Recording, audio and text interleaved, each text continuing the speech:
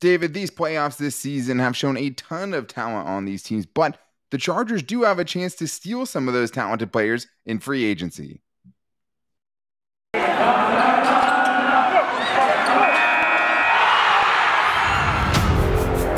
You are Locked On Chargers, your daily podcast on the Los Angeles Chargers, part of the Locked On Podcast Network, your team every day.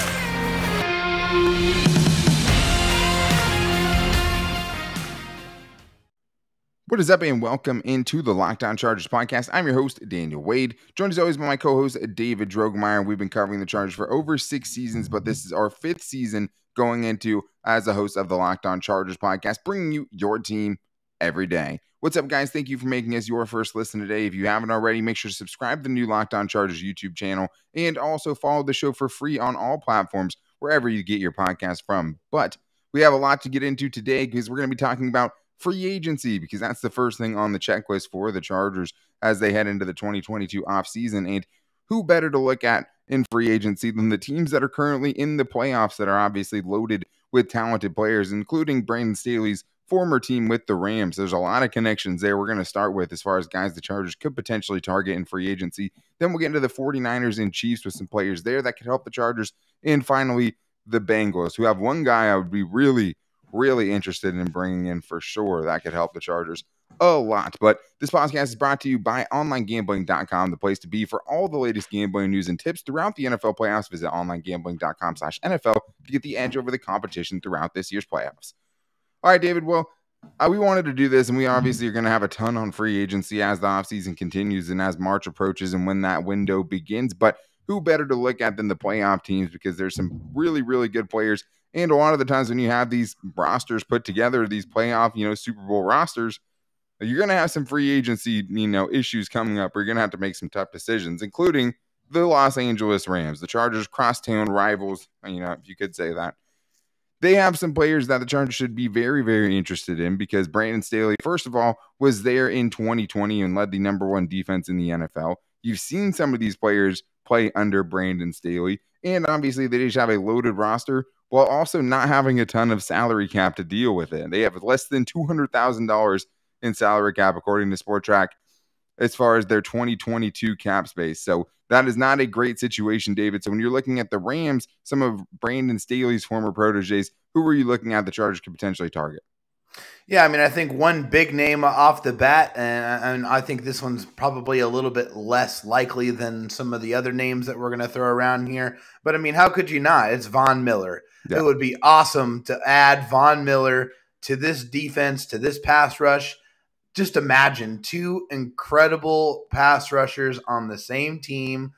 And, hey, they could even put them on the same side. Joey Bosa and Von Miller terrorizing quarterbacks. They're already obviously very familiar with each other, having played against each other for several years in the AFC West. To add a guy of that talent, of that experience, of that ability, even in the current age that he's in, still doing really big things, especially down the stretch for the Rams. That move really started to pay dividends as they entered the playoffs. And when they got to the playoffs, Von Miller was making some big impact plays. So how could you not just daydream of a backfield on the defensive side of Joey Bosa and Von Miller? Yeah, and he's such a good compliment to Joey Bosa. And I think the thing is you didn't see him with the Rams, but you did see him with the Broncos playing under Vic Fangio, and he did play with Brandon Staley as the outside linebackers coach there in 2018. So, there are 2019, but there's definitely, some reasons there to be excited, even though he's at an age where you would be a little bit hesitant. He obviously has had some injuries as well, so that's going to pull you back a little bit. But, top 10 in run stop percentage, still a great, phenomenal pass rusher who's been having, a ton of moments so far in the playoffs, and the move is paying major dividends. And the Rams, after trading picks for him, would probably like to bring him back, but with $200,000 in salary cap space, probably not going to happen. You're not going to be able to bring all these guys back. Another one that I think a lot of people have been talking about is Sebastian Joseph Day, who's another guy that would make a lot of sense and had his best season under Chargers head coach Brandon Staley. He's a disruptor on the defensive line. It's something that the defensive line really needs. He's also a good run stuffer as well, while being athletic and not necessarily being just a guy who can plug gaps. But what he can do, though, is draw, double teams. He can, draw coverage or, blocking away from the edge rushers and things like that is something he's done really well for Aaron Donald and Leonard Floyd in the past, even though he was injured this year. Someone I would be very interested in, David. Who else would you look at the Rams that you'd think about bringing in? Yeah, I mean, I'm going to flip this over to the offensive side, and it's one of the only offensive players that I actually have on my list for today's show. I think it's universally known, looking at the Chargers, that most of their issues lie on the other side of the football. But when you're looking at this player, I mean, he just has a great combination of skill and age. It's Austin Corbett, the right guard. He is only 26 years old, so he's right in the prime of his career. He only gave up 3 sacks this year, only 6 hits, and only 34 pressures allowed the entire season. I think you get him in that offensive line working next to Corey Linsley and whoever they bring in to play right tackle, because that player is probably not on the team right now, I think would be a great signing. I think that you probably get him for a decent deal. I mean, the Chargers got plenty of money to spend, but I like that as a replacement to where you can have some guys that you can probably really synergize on that offensive line, get that chemistry going, and let them play together for a considerable amount of time. Yeah, and we know how big chemistry is on the offensive line and just how much you need those guys to be on the same page, and it's made better when you're surrounded by great players too. So you wouldn't think it would be tough for him to fit in. And I mean, Michael Schofield was solid last year. Yeah, he had a couple of really bad games, and they're similar as far as how good they are, but obviously Corbett becomes much younger. It's a piece that you could try to build around, and obviously the price tag will have a lot to do with it. But he's a young, productive guard playing for a really good team. So you'd think there would have to be a pretty big market for that, just with all the teams in the spotlight being on them right now. The last one I would do is Darius Williams, because I think to me that's one of the no-brainer fits for the Chargers if they wanted to address cornerback in free agency, because Darius Williams was fantastic under Brandon Staley in 2020. He really put himself on the map there. 4 interceptions, only 2 touchdowns allowed all season, only allowed a 50% completion percentage when he was targeted. Really good. Yeah, I mean, a passer rating allowed a 59.9. So that would lead the Chargers this year as far as all of their cornerbacks by a considerable margin. And I think that's the other thing too, is you've seen it. You've seen the success in Brandon Staley's system. We talk about Michael Davis struggling in this system. We already know one player from the Rams that would be able to fit in well because we've seen it, David, and that's Darius Williams. And once he gets the ball in his hands, he's electric as well. Multiple scoring touchdowns defensively in his career. So that one is one of the most no-brainer picks to me. Still very good, still a young guy. I mean, this year he wasn't as good. They had him playing a little bit more in the slot, but you could definitely see him playing a lot more outside if you were to come to the Chargers. Yeah, I mean, I think this is a move that's pretty much already done. I think this is a player that probably already has lightning bolts in his future. I just think that there's too much. It's just too much of a perfect marriage, right? The Chargers have so much cap space. Brandon Staley is the head coach. Darius Williams had one of his best years under Brandon Staley. You bring him into the fold. I think this is when you talk about Brandon Staley bringing in his guys, this is the first name that pops up to me. I think it's an automatic thing. I think you can pretty much write it in stone. I think if he gets to free agency, the Chargers probably are going to be one of the main suitors for his services, as they should be. I just think that makes too much sense. And one last name I'll throw in there just for fun. I mean, who wouldn't want to see Odell Beckham Jr. catching passes from Justin Herbert? I mean, some of those circus catches that OBJ has made in his career. Obviously, I know that it's probably not going to happen, but I mean, hey, it would be really fun. And I mean, just imagine some of the circus video game type of plays that those two guys could come up with on Sundays. Yeah, I mean, it's definitely a pipe dream for sure. But I think Odell is tough too, because it's you've seen him be really successful in parts of his career, right? And then go to Cleveland, be real, not on the same page with Baker Mayfield, and then look really electric again with Matthew Stafford. So obviously that'd be great. But I think the point here is the Chargers aren't going to bring in all these guys, but it's hard to imagine the Rams bringing all of these guys back at this point. And really hard. one thing, we always talk about how much players love Brandon Staley. We haven't, I don't think, seen that fully come to fruition in free agency yet. No. And one thing we did see with Brandon Staley last year is how much influence he had on bringing in players and what the team focused on going into the 2021 season. When it was about making sure Justin Herbert had what he needed, they did that. Hopefully, we can see some more of those relationships coming back, because the ones they had last year weren't great. And, the Trey Marshalls of the world, whoever you want to talk about, Eric Banks. I mean, they just weren't impact players, but obviously there's some players out there we've seen in Brandon Staley's system, and we've seen them really succeed in it. And one of the best things about free agency potentially is being able to take players away from your division rival. So coming up next, we'll talk about the Chiefs and if the Chargers could bring any players away from them, or the San Francisco 49ers, who look like one of the best teams in the NFL right now. And they definitely have one of the best defenses. But I do need to tell Chargers fans who are looking for an edge these days, they can find it with onlinegambling.com. We thank them for sponsoring today's podcast. If you don't know already, onlinegambling.com is a website dedicated to giving bettors the edge throughout the playoffs, and they're providing you with the best NFL tips, news, and more to help you make the bets as informed as ever. They did give me a chance to pick my Super Bowl pick, and I picked the Packers and Chiefs. So I'm already, 0-1 on that one. Thanks a lot, Aaron Rodgers. Thanks a lot, bad special teams, as if they didn't haunt the Chargers enough.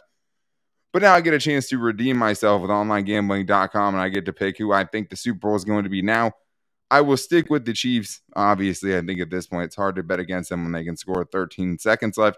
But on the other side of things, I think it's tough. I'm going to go with the Rams. I'm going to say the Chargers crosstown rivals. I'm going to say Rams, and the Rams end up losing to the Chiefs, but it would be a pretty crazy to see that shootout from a few years ago, that happened in Mexico City, or was supposed to, that 45 to 54 game, or that absolutely insane game. So that's what I'm going to do now for my Super Bowl picks. But you guys can go to onlinegambling.com and see who they have for their Super Bowl picks, which can be found in the OG Tips article on their website. And right now, guys, make sure to visit onlinegambling.com/NFL for all the latest gambling news, tips, and odds to give you the edge throughout the playoffs. Remember, onlinegambling.com/NFL to make the most out of this year's playoffs. All right, David, well, we got a boogie in this one because we have a couple of teams I want to touch on here, including, a team that's won a championship and obviously keeps winning the AFC West with the Kansas City Chiefs, and a team that stole, Melvin Ingram, I guess. Not really. I mean, he left. The Chargers let him walk, but he's made a big impact for the Chiefs. Is Melvin Ingram the guy you're trying to bring from the Chiefs, David, in free agency? Who do you got when you were looking at the Chiefs as far as somebody the Chargers could steal, help their own team, and also hurt a division rival? Well, of course it's Melvin Ingram.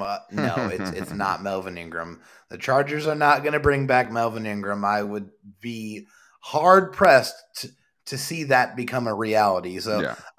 For me, I'm looking at the corners, actually, for the Chiefs. I think one name sticks out above all the rest for a guy who I think would, you bring in and would fit very, very beautifully, and that's Charvarius Ward, who is only 25 years old, which is crazy to think about. I mean, this guy seems like he's been on the Chiefs forever. I mean, obviously we watched the Chargers and the Chiefs play, over and over and over again, but it does seem like he's been in the league for a long time. Coming off a very good year, 60 tackles, 8 pass breakups, 2 interceptions. But the biggest thing that was such an attraction for me as far as bringing in Charvarius Ward was he is such a sure tackler on the outside.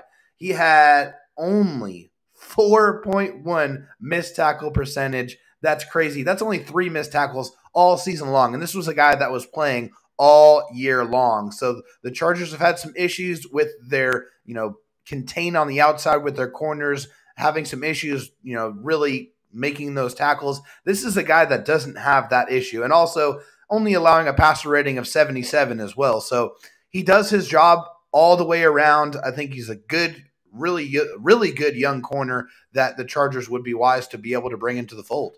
Yeah, and when Brandon Staley always talks about, how run defense is an 11-man thing and you need your corners to be able to tackle as well, and especially towards the end of the year, the Chargers corners weren't tackling well. Chris Harris Jr. all season. Michael Davis had some improvements, but still not a good tackler. And I think Asante Samuel Jr. after the concussions was a worse tackler. Yeah, for sure. And I mean, hard to really truly blame him for that.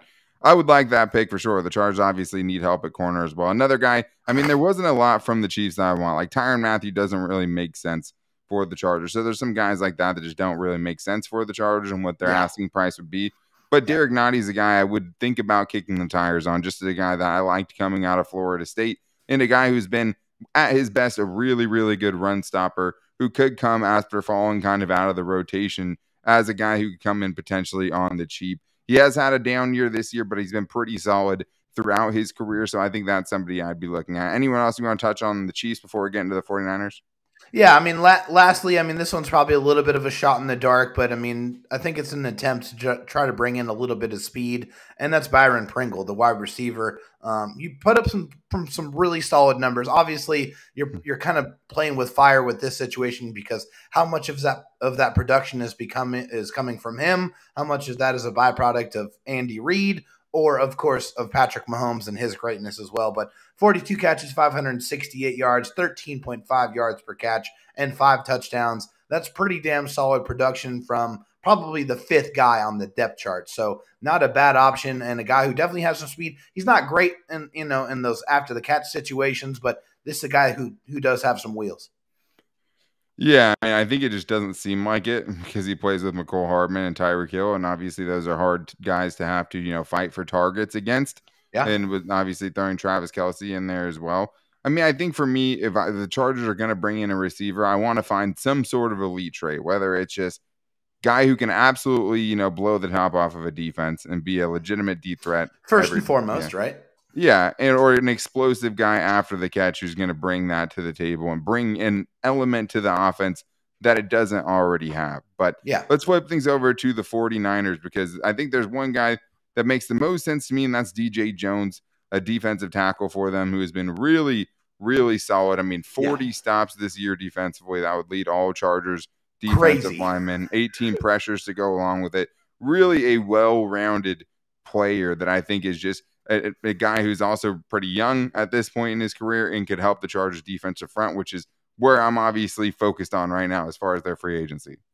Yeah, I mean, I love that pick. I mean, how could you not? 40 of his 43 tackles were for stops. Like, that's absolutely insane. That's the type of production that has been sorely missed from this Chargers defensive line outside of Justin Jones. So you can add another impact player to that to really help that dimension. Obviously, we know the Chargers need that. For me, I'm looking at the pass rusher, Arden Key. I think Arden Key would be a good addition, a guy who had 8 sacks and 36 pressures, along with 14 hits and 11 stops as well. So he can provide a little bit in the run-stopping situation, but this is a guy I'm bringing in to try to help get after the quarterback, who I don't think would cost a lot of money, who also is still on the younger side as well.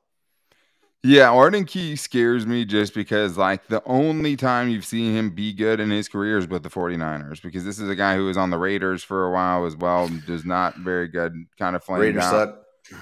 But it just, and for both of these guys along the defensive front, really, just because, that seems like a magical place to go. Playing with Nick Bosa, playing with Eric Armstead, a ton of guys are doing and putting up a lot of numbers, I should say, on that defensive line. I mean, Arden Key, that came out of nowhere, but all of a sudden the dude is a lethal pass rusher. Yeah. And someone that you would want to bring in, right? But it's just can the Chargers get that out of them? What they, the 49ers got out of them?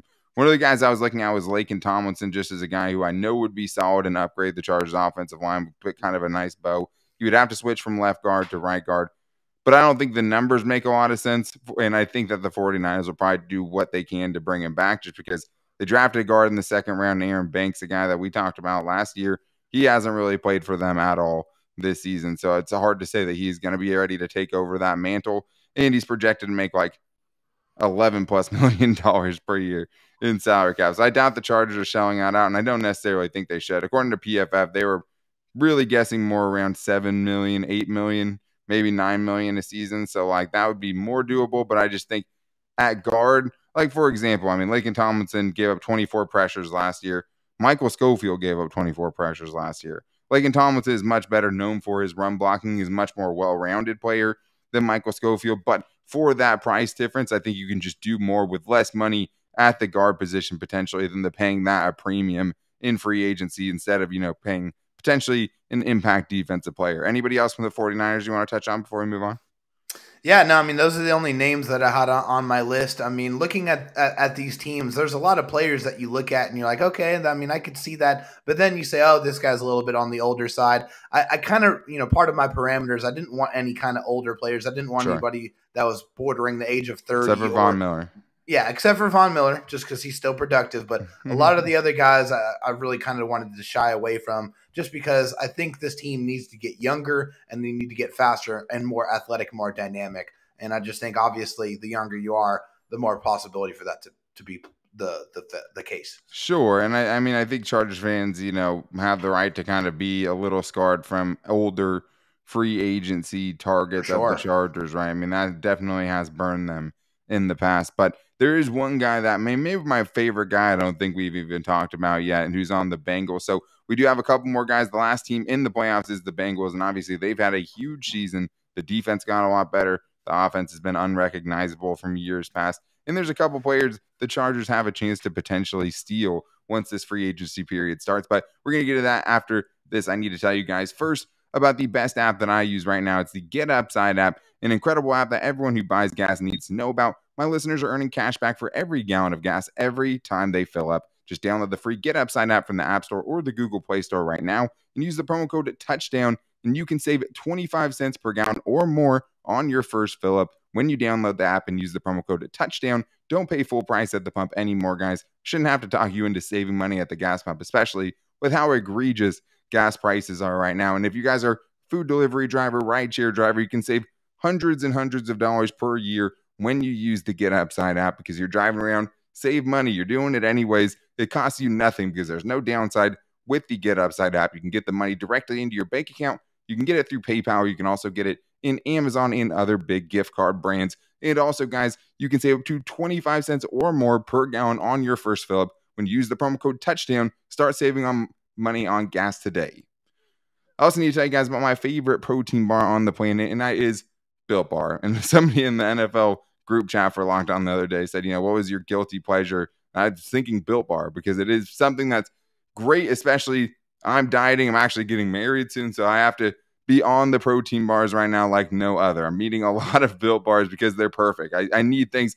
I'm having to eat so healthy right now that I need something that tastes great. And that's what I love about Built Bars. I mean, you're not going to get something that's chalky or waxy, right? Nothing that tastes like a chemical spill. You're getting something that tastes like you're having a candy bar. You're tasting like you're cheating on your diet when you're having something that's low in carbs and high in fiber and tons of protein in it, also low on sugar as well, and all the flavors you get. I mean, you can go peanut butter brownie, cookies and cream. I've basically been living off of them, but there's a ton of other great flavors to choose from. You can go mint brownie, you go coconut, all the great flavors, and a mix box where you can try all of them at Built.com. And if you guys go to Built.com right now, you can even save some money since you listen to this show. If you use the promo code LOCKED15, you can get 15% off your order. That's LOCKED15, all caps, one word, for 15% off at Built.com.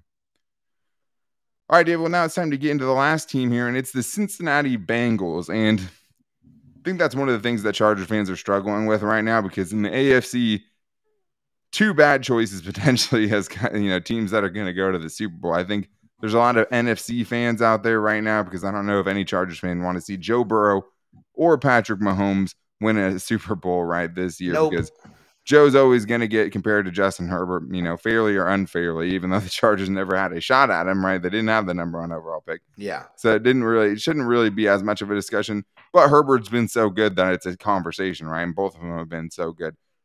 But David, I mean, there's some guys that when I was looking at this Bengals rosters and guys who were going to be free agents after this season and after this playoff run by the Bengals, I couldn't help but be intrigued. So who do you want to start with as far as Bengal free agents you think the Chargers to target in free agency? Yeah, looking at the Bengals free agents, they got a lot of names on the list, but there's only one kind of position group that I want to draw from this Bengals team, and it is the defensive line. And I'm going to take the first of these options because I know the other one I don't talk about, I'm sure, is going to be one of your choices. But that is going to be Larry Ogunjobi, the defensive tackle. He's 27 years old, coming off of a very impressive season. 45 tackles, 31 run stops, 8 sacks, 7 hits on the quarterback, and 40 pressures. This is a very well-rounded football player, a disruptor in the middle of the defensive line, a guy who can take on your double team blocks, who can get your run stops, and who can get after the quarterback. And I've already talked about how important on previous shows it is to get that interior pressure that really has only come in the form of Jerry Tillery. If they can add a guy like this who has this kind of pedigree, man, that would be super impactful for this Chargers pass rush and this defense in general. Yeah, I mean, especially with those sack numbers, I think that's what's going to ultimately drive him out of the Chargers price range, which is why I didn't have him on this. And, I mean, there are times when he's a liability in run defense. I mean, he has a ton of run stops, but there are definitely times where he's weak there. So it's hard with the Chargers run defense to be like fully endorse a guy who's not, dominant. But the problem is you're not going to find these players who are, all around good, that are great run stuffers and great pass rushers. There's just a limited amount at that defensive tackle position in general. But I do hope that those 8 sacks are going to cover up what BJ Hill has been able to do this season. His fellow defensive tackle, and DJ Reader is there as well. He's not a free agent because he got the bag already. He is going to be in Cincinnati for a little while. But BJ Hill, I mean, you can just go back to this last game against the Titans. I mean, the dude is for real. He's a great player, a great all-around player, and a great trade for the Bengals, which maybe would lead them you to think, God, that was a word. It would lead you to think that he would be back with the Bengals just because, he has such a solid player. But are they going to have that contract with DJ Reader, and then also have another one with Larry Ogun, Joby, and then also have another one with BJ Hill while they're paying Trey Hendrickson on that defensive line as well? You think it's unlikely. It's probably unlikely that they're going to sign 3 decent to high, average annual value contracts to 3 different defensive linemen. It just doesn't seem like that's something that normally occurs. So I think, there's a pretty strong chance that one of these guys gets away, and either one of them would be an upgrade and would be a good asset. I think, obviously, if you're looking at these 2 players,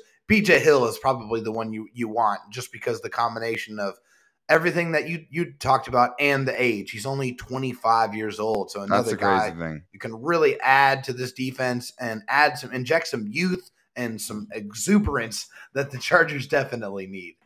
Yeah, and PFF has his projected contract at 3 years, $8.75 million. Oh, I would sign up right now. Yeah. I mean, that's very along the lines of what you paid for Linval Joseph. But in this scenario, you get another year added onto it, and you have a young player who's been solid his entire career. I mean, the Giants just shipping out good players, I guess. But he would be a guy, and he's solid, right, as far as a pass rusher as well. 29 pressures this season, 6 sacks. So, he's a good pass rusher and a good run stopper, which is just not something you're seeing very often, like I was just talking about. And hopefully, guy on his own team might lower the price on him a little bit. I'm hoping for, at least, but I would sign that contract for sure. One other guy that I had who would be a total reclamation project, and it would have to be just a flyer, shot in the dark kind of guy, would be Darius Phillips. And I know I've seen people talking about that, Chargers fans as well. And he's an exciting player, but the first thing, red flag is he just injuries, right? I mean, it would have to be a prove-it deal just because he hasn't played in all 16 games or now 17 games in his whole career. And he's only played over 30% of the defensive snaps for Cincinnati one time in his 4 seasons. But he also had a span where he had 4 interceptions in 8 games a couple of years ago too. So there's a ton of upside there. So I think you'd definitely be cheap. But at the same time, it would obviously be a risky thing to do. Just as far from an injury standpoint, you definitely don't want him fielding punts because he did have 2 muff punts in the same game this season. But there's a ton of upside there. There's a lot of talent to look at. I just think for something like that to happen, it would have to be such a, play your way into a spot kind of a deal. And I don't know if that's what he's going to be going for. Anybody else you want to touch on?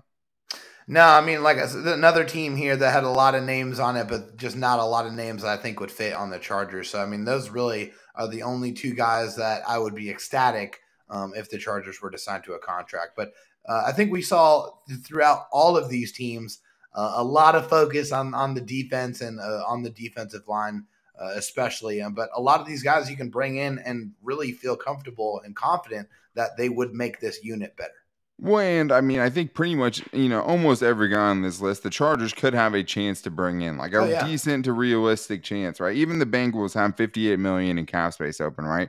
But we talked about what they're already paying DJ Reader, right? And also for them specifically, they have, Jesse Bates is going to be a free agent. They're starting left tackle. Riley Reif's going to be a free agent. They're starting tight end is going to be a free agent. So they're going to have some tough decisions to make. That money is going to go quick, I would think, with the guys that they have headed into free agency. But you could say the same thing about the Chargers. The money always goes quick in free agency. But it would be nice to see the Chargers take some winning players, right? Take some players that have relationships with Brandon Staley, players who are standing out on playoff teams, and targeting them in free agency. Because I think, if I had to say it, especially with the Rams, I think the Chargers will get somebody from one of these 4 teams in free agency. And I think that player could have a huge impact, especially defensively, potentially with some of the names that we mentioned, going forward for the Chargers. So it's always exciting to think about. But that is going to do it for today's show. If you guys want to get involved later on in the week, we are going to do Fan Friday this week. So make sure you guys get your voicemails in. If you have any questions, you can hit us up on Twitter at LockedOnLAC. You can get to the voicemail at 323-524-7924. And we try to get all the Chargers voicemails played on the show. And we'll definitely be getting into some of those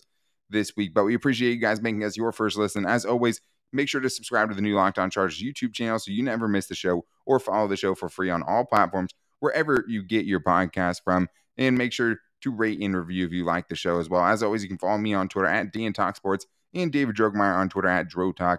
And you can also find the show on Facebook on our Locked On Chargers Facebook page and at Locked On Chargers on Instagram. But we'll be back with you guys tomorrow. We do have some things to talk about. We have Rashawn Slater and one more rookie making the all-rookie team in 2021. We'll see what else we can get into. But we'll be back with you then. Until then, take it easy and go Bolts.